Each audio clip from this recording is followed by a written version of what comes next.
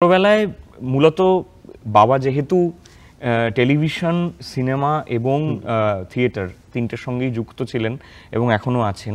আমার বেশিরভাগটাই সময় কেটেছে হচ্ছে টিভিতে বা সিনেমার পর্দায় বা নাটকের মঞ্চে বাবার কাজ দেখে, এবং আমার বাবার প্রজন্মের যারা সমস্ত আমার সিনিয়র হন তাদের কাজ দেখে।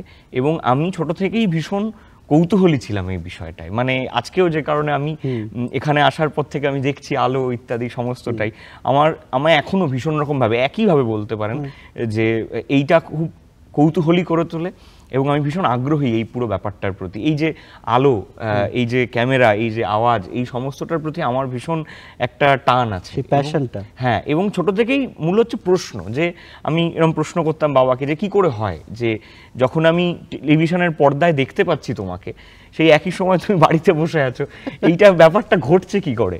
বা আমার খুব প্রশ্ন ছিল যে নাটকের মঞ্চে দুদিকে আমরা দেখতে পাচ্ছি উইংস থেকে একজন বেরিয়ে যাচ্ছেন, আবার উল্টো উইংস থেকে ঢুকছেন, এগুলো কি করে হচ্ছে।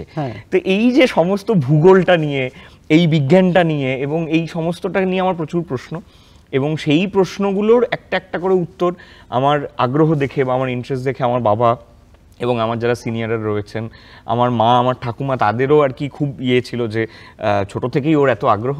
তো আমি বিভিন্ন সময় বাবা মায়ের সঙ্গে হাত ধরে আমাদের থিয়েটার দল নাট্যআনন, সেখানে যেতাম, কি করে রিহার্সাল হয়, কি করে সেট বানানো হয়, কি করে মেকআপ, কস্টিউম, লাইট সমস্তটা নিয়ে দেখতাম। এবং তারপরে বাবা বিভিন্ন সময়, আমার আরেকটা প্রশ্ন ছিল যে এই যে সেট কি করে তৈরি হয়, যে একটা রাজপ্রাসাদ কখনো দেখছি, কখনো দেখছি একটা পুজোর প্যান্ডেল, কখনো দেখছি একটা ছোট্ট কুঁড়ে ঘর। এবার সেইটা বাবা বিভিন্ন সময় আমাকে শুটিংয়ের সেটে, তখন আমাদের এখানে টেকনিশিয়ান স্টুডিও, সেখানে নিয়ে গিয়ে আমাকে এই সেট কি করে তৈরি হচ্ছে এবং সেখানে কি করে অভিনেতা অভিনেত্রীরা এসে কাজ করছেন, কলাকুশলীরা কাজ করছেন, সেটা দেখাতেন। তারপরে আস্তে আস্তে প্রথম আমাদের দলেই নাট্যআননের একটি নাটক, উৎপল দত্তের সূর্য শিকার, চন্দন সেনের নির্দেশনায়, সেই নাটকে অভিনয় করার একটা সুযোগ আসে। তখন আমি বুঝতে পারি যে এটা আসলে একটা মেক বিলিভ, মানে সেটটাও নির্মাণ করা, পুরোটাই আমরা একটা পোশাক পরছি, একটু মেকআপ নিচ্ছি, নিয়ে আমরা একটা অন্য বাস্তবকে ঘন্টা দুয়েক আড়াই আমরা বাঁচছি, এবং তার সাথে দর্শককেও আমরা সেই যাত্রাপথে নিয়ে যাচ্ছি। তো এইটা করতে করতে আস্তে আস্তে কাজ করা শুরু। কিন্তু ওই যেটা শুরুতেই বললাম যে এই আগ্রহটা বা ইন্টারেস্টটা বা এই কৌতূহলটা এখনো একই রকম রয়েছে।